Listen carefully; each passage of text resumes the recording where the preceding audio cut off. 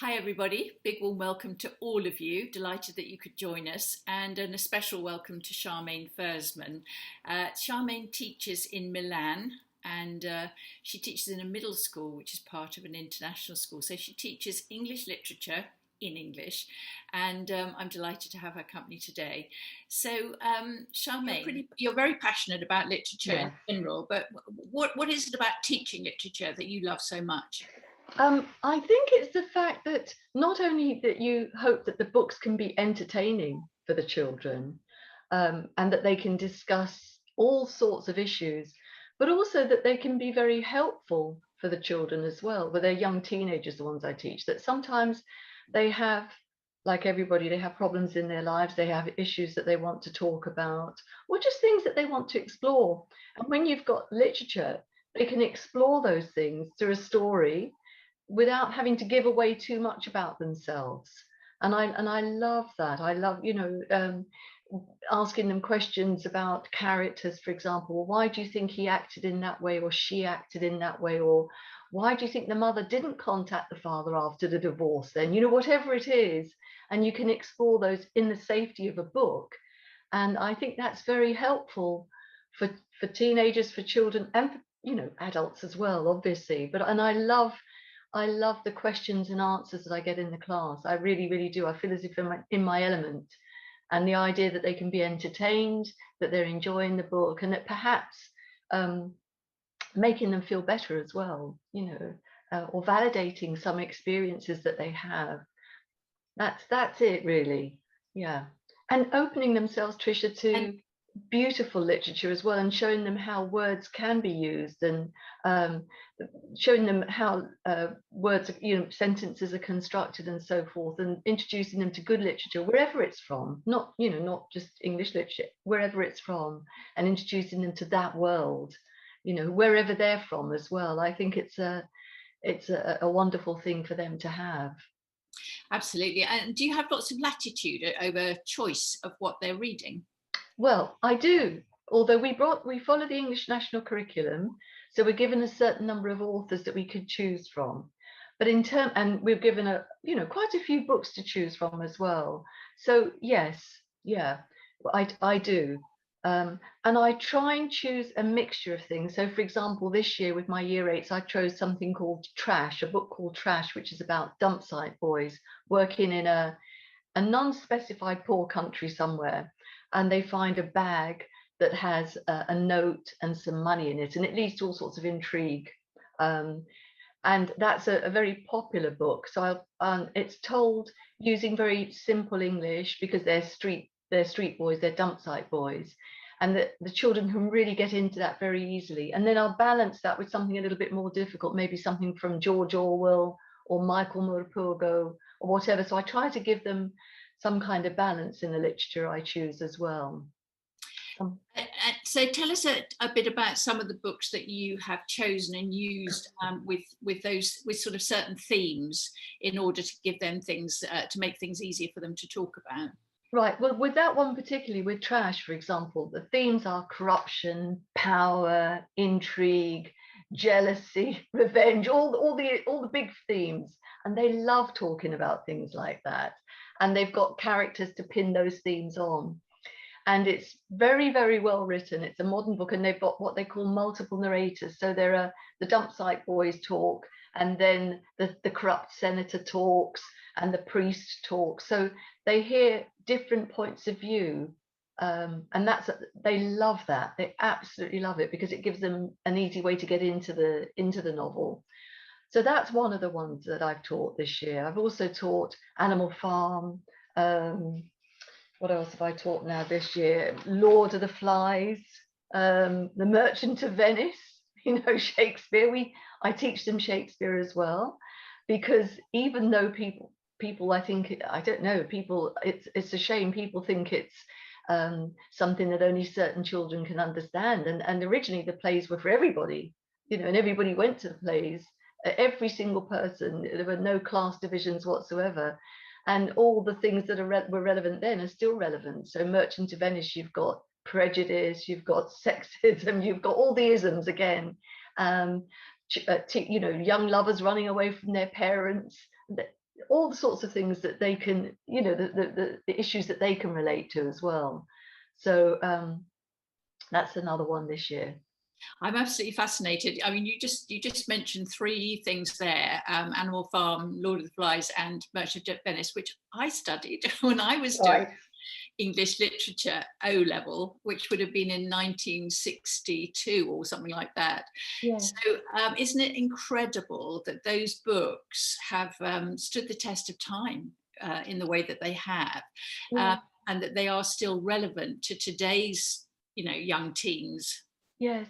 Well, I think they are, Tricia, because they're all of those, they're very well written to start off with. They are so well written. But Yes. apart from that, all the themes, they're big themes. What does it mean to be human?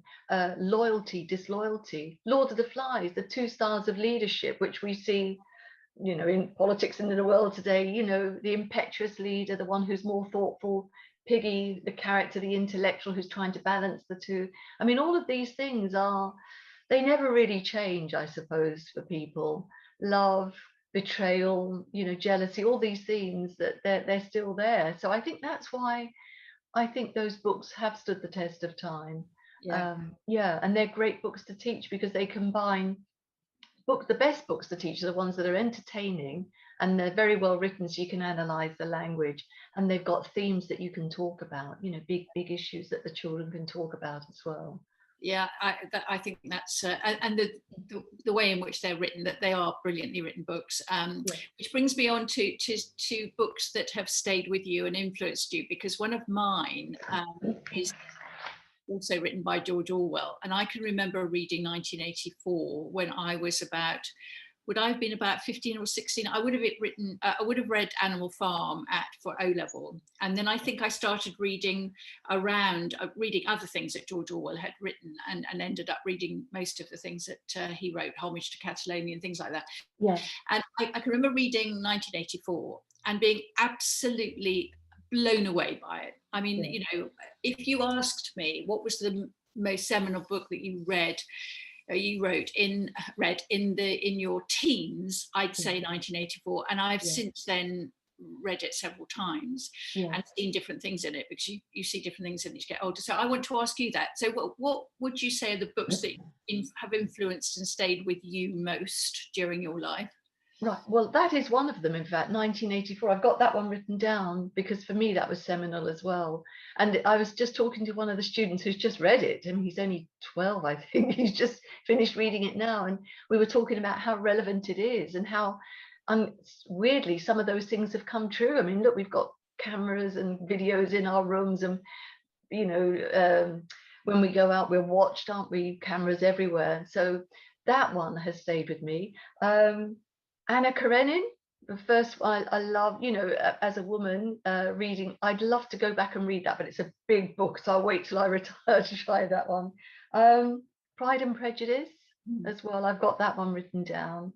And then there's one called Man's Search for Meaning by Viktor Frankl, which I've read more recently, and that's one of those ones. It's about concentration camps and how the people who survived were the ones who gave their existence there some sort of meaning.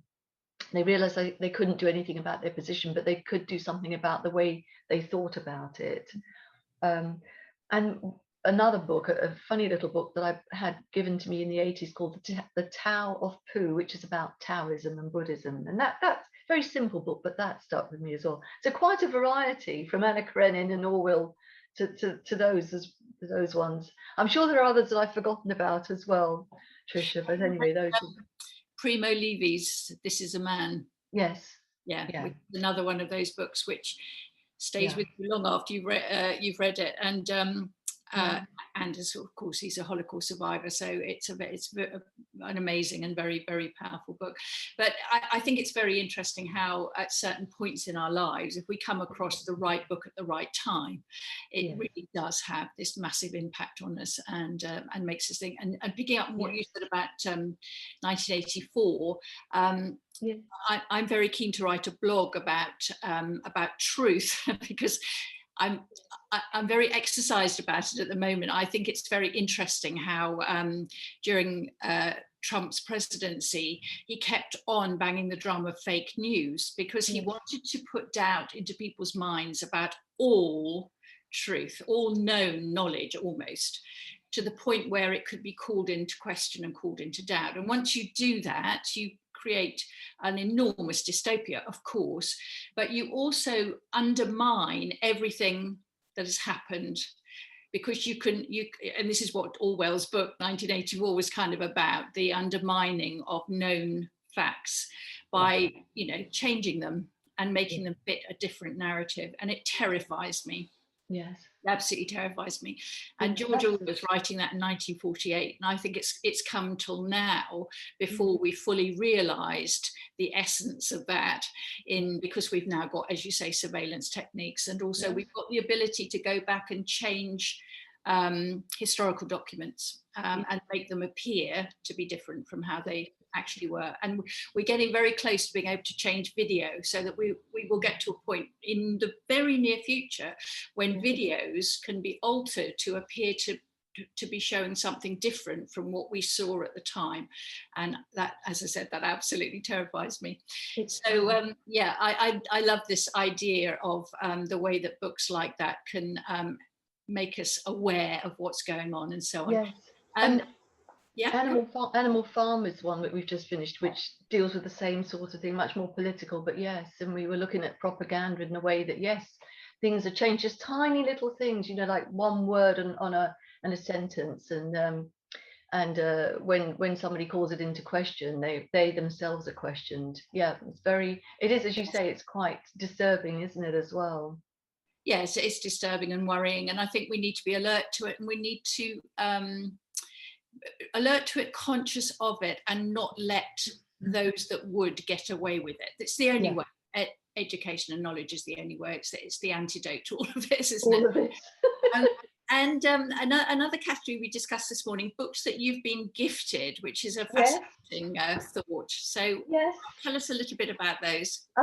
Well, I've been gifted lots of books, but I think probably one of the ones that sticks in my mind, I was at a garden fete in Ireland years and years ago, and a lady came, and there were lots of books around, and I was always picking up books, and a lady came up to me and said, Mrs., I think you'd like this book. And she handed me a book which is by an obscure nun that I had never heard of, and it's called Now is the Time, by a lady called Sister Stan. And it was a lovely book with just little spiritual verses and sayings and things like that in it. But I have loved that book ever since I was gifted it. It was just very odd that this lady came up to me and said, I think you'd like this book. I must have had a look that I needed a book about some kind of spiritual guidance or whatever. But it's that's the one that sticks in my mind.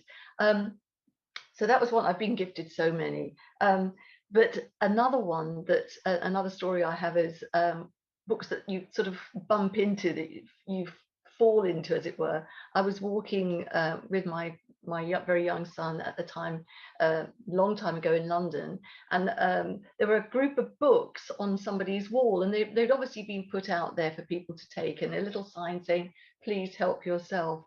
So one of the books was 60 Ways to Change Your Life. So I thought, that's definitely speaking to me, that book. It was a tiny little thing. So, and that was about 2 years before we moved to Italy, and I had no idea that my life was going to be changed so drastically by moving to Italy. It was such a big move, but it was funny how that little book it shone out of all the other little books on that wall, and that I should come across it that day. I've still got it now. I was looking at it the other night, and I thought, gosh, yes, that was strange, that little book. Anyway. So how did you come to be in Italy? Why did you decide to be? It was work related. It was related to my husband's work. He got work over here, so it was all very quick. And Italian. It was challenging to begin with, but it's worked out well. It's worked out really well, and I've been very, very happy, in my job, and I've met lovely people here, and learned an awful lot about the world and myself. It hasn't always been easy, but it's been a learning experience. Yeah. and it gets easier and easier as you get older as well. But I think people have an idea when in Milan that you're in the shops all the time, or or you're dressing up all the time or whatever, because it's a city of fashion. But it's a working city, and when you're on the bus in the morning, well, I catch a couple of when you're on the buses and it's raining and it's cold, it's the same. You could be anywhere. You could be anywhere. Yeah, I think people grossly underestimate how challenging and difficult it is to move to a completely different country. Yeah. And I have a sort of fairy tale romance with France. I love it, but I couldn't live there. I have a house there and I visit, but when I visit, I'm always very happy to come home, which is not, nothing against the French or against France. It's because culturally, that sort of cultural dissonance is so powerful, because it's not, it's not what I'm used to. Yes. And I lived in Sweden for a couple of years, and the same thing happened there. I have never been so homesick in my life. And so, I'm full of admiration for people like you who move countries and then make a success of it. You get on with it and you make it happen. And that little book, did that little book help you? Not that one, no, but all my self-help books did, which is another category, because apart from reading all, George Orwell and Dostoevsky and all those things, I love self-help books and always have done. And I know they're not necessarily that esteemed by many people, but I came across them, in the 80s, when you feel the fear and do it anyway. I've got lots of them, and I've got a friend actually who's gone into coaching now. She's changed her profession and gone into coaching, and we have great chats about our self-help books. Because tell us 2 or 3 titles of self-help books that you think are really good and powerful. From the past, Vera Pfeiffer, and I can't remember the title. Let me just see. The plethora of self-help. Feel the Fear, Strategies of Optimism. Now that was one that I bought years and years ago. Yeah. And then I had lots by a lady called Dorothy Rowe. I don't know if anyone remembers Dorothy Rowe. She was writing, an Australian psychologist, I think, and she was writing in the 80s. And I used to love getting her books. And I'd sit down with a good Dorothy Rowe, and I don't know, just helped me anyway. But Dorothy Rowe wrote a wonderful book about introversion and extroversion. Right.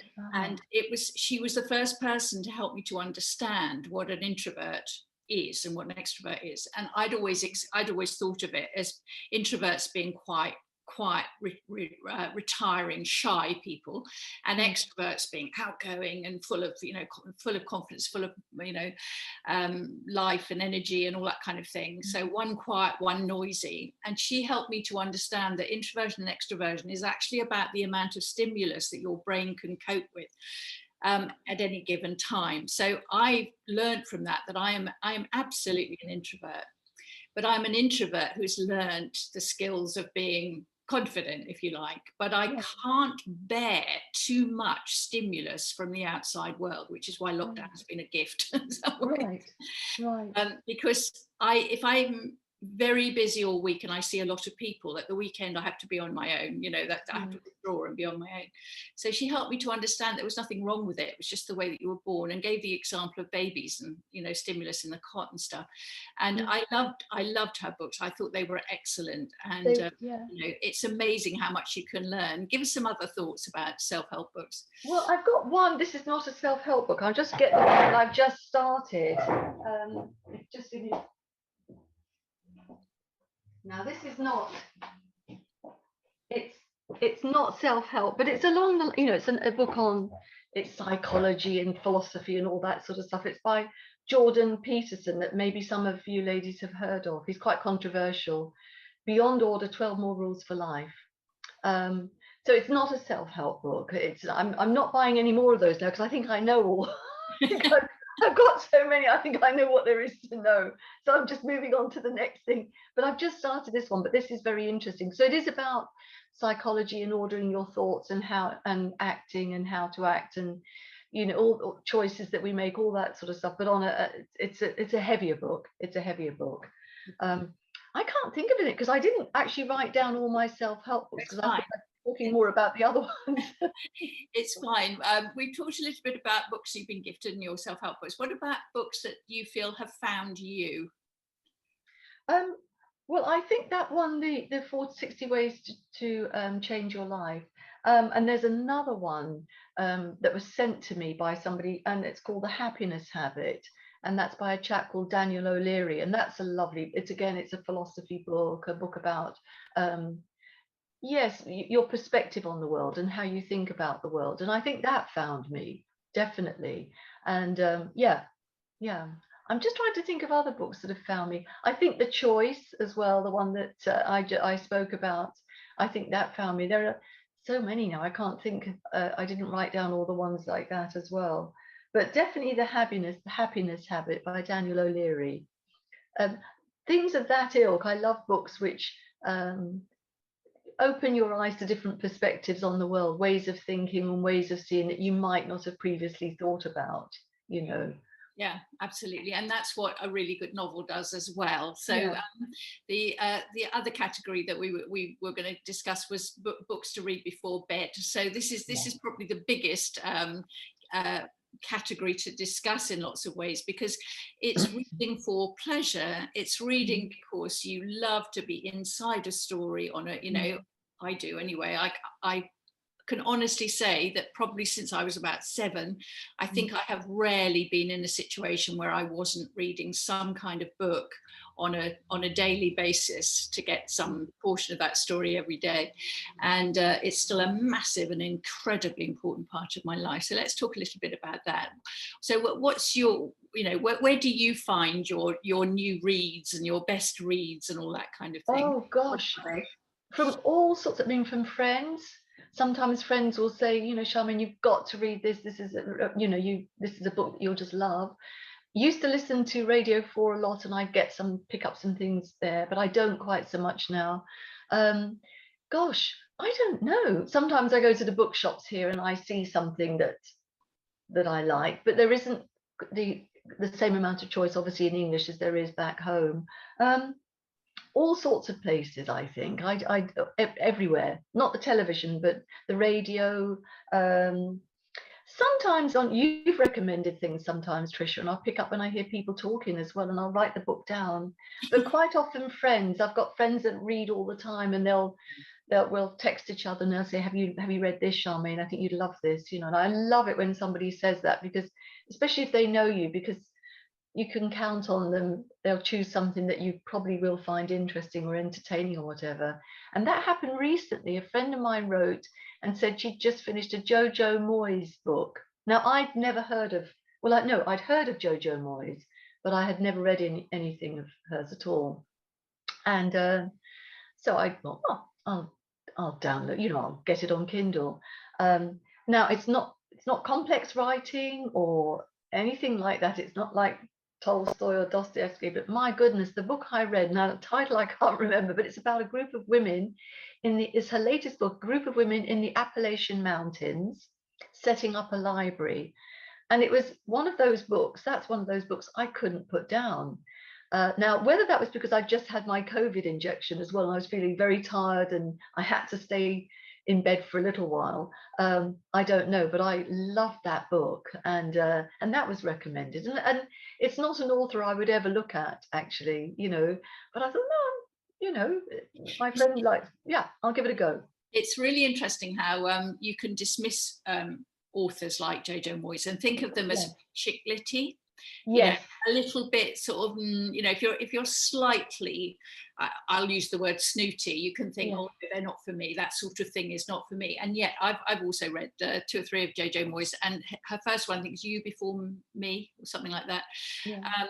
And they are compelling. They are compelling. You know, they're actually very well written books. They're very well constructed. They have compelling stories, and they can be absolutely delightful. And so I try and read as widely as I possibly can, and not get too stuck on, as I said, feeling a little bit like, oh no, that's not the sort of book that I want to read, because you can miss some gems like that.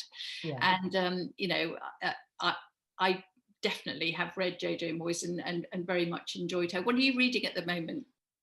Well, I'm reading the Jordan Peterson, so I've gone from Jojo Moyes down to Jordan Peterson. Now he's very heavy going.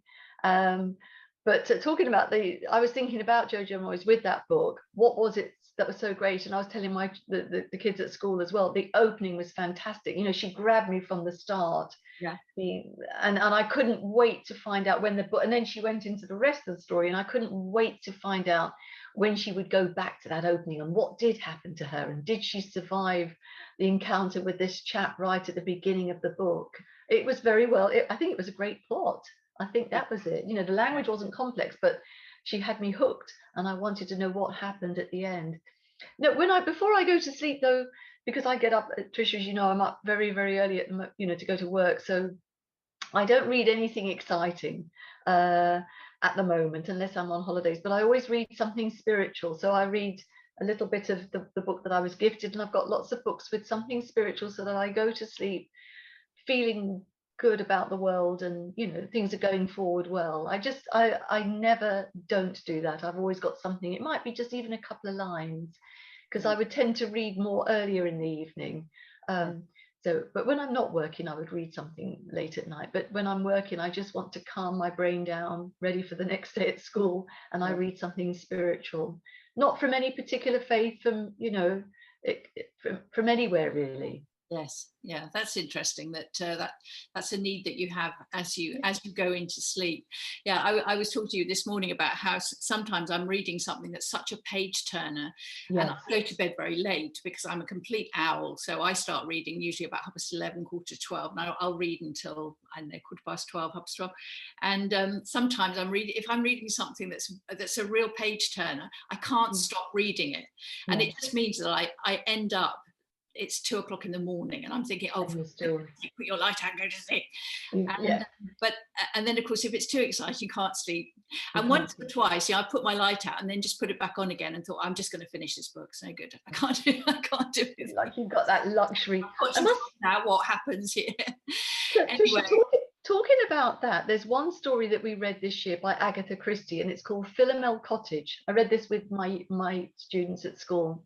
Yeah. And I photocopied it for them, and it's a short story.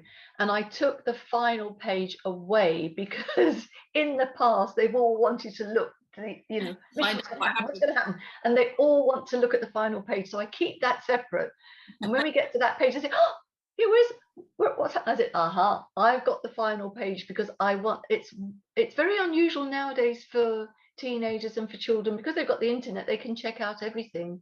And I said, just sit with it. Just let yourselves be surprised for a change. Please don't read the story. Don't check it on the internet or whatever. And I don't think they have, and it's an obscure story. So I take the final page away and tuck it away safely until we get to that part. Then I go around and give the page out to them, so that it's lovely then seeing the surprise on their face, how that story works out. And Agatha Christie is a brilliant writer. I mean, gosh, when you think she was writing in the 30s, women weren't writing that much in the 30s, and the plots are so detailed. I mean, maybe, again, it's not heavy stuff, but wonderful. And little things like when we're talking about the language, she talks about one of the characters being violently in love. I think that's an oxymoron, and I say to them, and they pick up on this, that's very strange, violently in love. How can you be violently in love? Which already is ringing alarm bells about this chap who's a bigamist in this story, and he's a wife murderer and so forth. So so talking about exciting books, with the children, it's difficult for them to be excited nowadays because they can see so much, they can look up everything, but that's and ruin it. Yes, yeah. What's going to come next? Okay, I think we've more or less come to the end of our conversation. I think one of the unifying themes that we've been discussing is that great writing is the essence of great reading. Yeah. And once you are reading something that is written in a way that makes it compelling and interesting and engaging in the way that we require it to be, then it is one of the biggest pleasures of life, for sure. And it's certainly one of mine. So any questions there, Emily, for Charmaine? So first of all, question to both of you. What is your favourite book that you would pass on to others? Gosh, that's a big one, isn't it, Tricia? Shall I go first on the self? Go first while I give some thought to that. Yes, I need to think about that one as well. Self-help wise, Feel the Fear and Do It Anyway by Susan Jeffers. It's a great little book. It really is. People may not think so, but I think it's a great little book anyway. I'll have to think of the more serious one. Tricia, you go next, and I'll come back with another one. I recommended or referenced Feel the Fear and Do It Anyway 2 weeks ago, and I wrote the blog about how I've been feeling very anxious to get back out into the world as we come out of lockdown, and how you can't do anything by waiting for the fear to go. You have to do it, and then the fear goes, and which is what Jeffers says basically. You've got to feel fear and then do it, because waiting for the fear to go means that you'll never do it. And I think her book was seminal, and I also think that it still resonates now. So I absolutely agree with you. It's a self-help book. I think that's absolutely brilliant. I'd go back. I'm sorry I keep banging on about it, but I'd say 1984 is the one I would pass down. I think it's brilliantly written. It's a love story. It's it can be read on so many different levels. I mean, it can be read just as a basically gripping and amazing story of two people, Winston and Julia, who are trying to create a loving relationship in a world that is very hostile to any form of emotional attachment.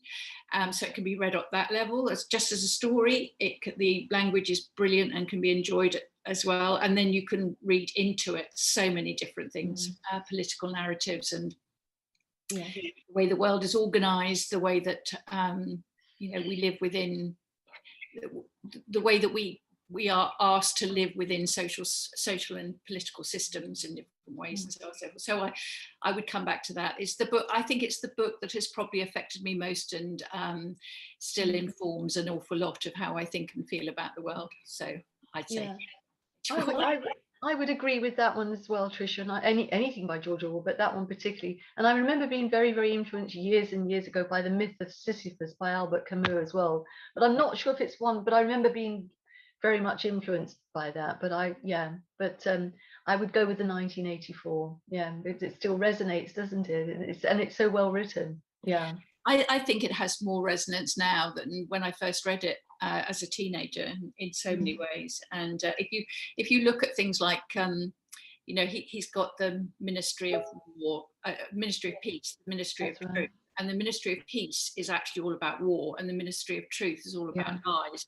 And it's just mind-blowing, really. It's mind-blowing, absolutely. And the idea of doublethink, that we can hold. The idea of doublethink. Yeah. We hear. I think we hear it constantly. People saying one thing and meaning another. Yes. And at the same time, they seem to be holding these two totally opposed notions in their head simultaneously. Yeah. And I sit there and listen to them, and I think, you don't believe that. You can't believe that. Yeah. That cannot be how, but they seem to be able to do it. And it terrifies me, absolutely terrifies me. That's my answer to that question. Emily, any other questions? June asks, Charmaine, do you ever read on tablets or Kindles? I do. I'm a new person to the Kindle, and I love the Kindle because it's light and so forth. However, I think I was saying to Tricia earlier, I love underlining books because I go back to them, over the years. So I do love the Kindle, but I still prefer just an old-fashioned book.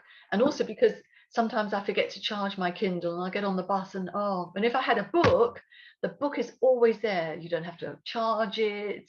It's always there. You just need a pencil if you want. So I like the Kindle, but and it's really easy on your eyes, I must say. But I still love books. I just love books, and I love to own my own copies of them so I can underline them and make notes. That's the teacher in me, and go back and look at them years later. I was looking at something I'd written in years ago recently and thinking, gosh, is that what I thought then? And why was that important then? And why isn't it important now? All that sort of stuff. So, yeah. But I do think Kindles are great as well. Yeah. June also asks which Agatha Christie book you were talking about earlier. It's called Philomel Cottage. It's a short story. It's and it's not one that's very popular. I just came across it because I was searching for something to go with a Gothic story that I'm teaching, and so I wanted something a detective genre. So I found it. It's just short story. I haven't seen it in a book in book form, but I'm sure it is. But it's on the internet. You can get a PDF copy. You could read it on the internet. It's a great little story. Really is. And then the final question is, have you ever given up on a book? Yes, and I can't remember the titles, but yes, yeah. If it's so depressing and I don't want to go into that world, and if it's not well written and it's depressing, then yes. Yeah, I've bought books and I've given up on them, but not very often, because I usually spend quite a bit of time in the shop, looking through it and looking at the language and so forth. But yes, I can't remember which ones I've given up on now, but yeah. I think everybody has at some point, haven't they? At some point or another, yeah. I think Yeah. I used to feel that I had to read a book if I'd started it. It was a Yes. like a school thing, and I'm going to admit something now, which some people will be horrified by. But I absolutely loved all of the Hilary Mantel books. So Wolf Hall, Bring Up the Bodies, and then she wrote The Mirror and the Light, and I was really, really looking forward to it and thinking, gosh, that's going to be brilliant, and another doorstop that I can get my teeth in. Anyway, I could not read it, and you know what's going to happen. Thomas Cromwell was going to be executed, and I just found it, I just didn't want to keep reading it, strangely, so I haven't finished it. I'm about halfway through, and every now and again I think I should go back and just finish off Mirror in the Light, but I can't be bothered. I just feel like my life's too short. And I know what happens at the end, so it doesn't harm me. Actually, Tricia, I just wanted to talk very quickly about, you talked about prescribed reading that you didn't, I think that was in the blog, and I must admit I don't like prescribed reading. So book clubs where you've got to read something, that was one point when I do remember, like, so I can't remember the book, but I gave up because I just didn't like it, but we were meant to read it. And to get away with that with the children, what I say is read 10 minutes a day, so it's a very small amount of time. So they don't have to read the whole book or whatever, because it's true, when you have prescribed reading, it can be read something. It can be very heavy going, can't it, sometimes? I mean, it's different at school because you're reading for another purpose as well, which is not just pleasure but for exams and you have to know something or whatever. But I feel now, at the age that I am and the stage in life that I'm at, I want to only read for pure pleasure. I don't want to ever feel that I've got to read something because I've got to go to a book club and talk about it, which is why I said that relationship to the film club this week, which is why I love the film club, because the film is only a couple of hours long, and I can watch a film for 2 hours very happily. I think with there, Emily, with that, yes, that's all the questions. Yeah. All right, let me just remind you of a couple of things. So one is that on Friday we have film club again, and the film this week is The Artist's Wife. It's an American film. Hopefully you, if you're interested, you'll be able to find that. I think it's on Amazon Prime as well as Cusden Home Cinema. So that's 4:00 on Friday if you want to join us and have a discussion about that. And the other thing that I wanted to say is this time next week, for Tuesday, I'm interviewing Dr. Jim Down, who's written a book called Life Support, and he is an ICU consultant anaesthetist at University College Hospital, and he's written a book about the first wave of COVID and how it affected him and what happened in UCH as COVID approached, and so on and so forth.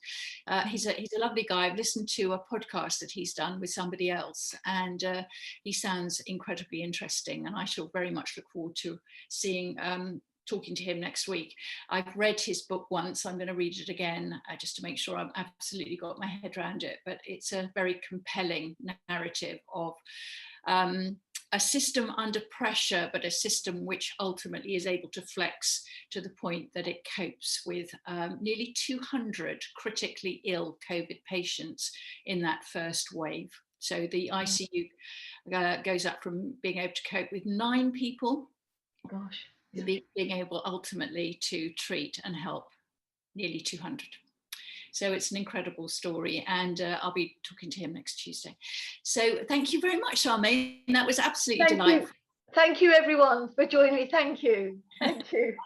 It's really lovely to meet you. Thank you so much to everybody who's come in to the call to listen to Charmaine. And yeah, I hope we've given you maybe some recommendations for some books that you might like to follow up on.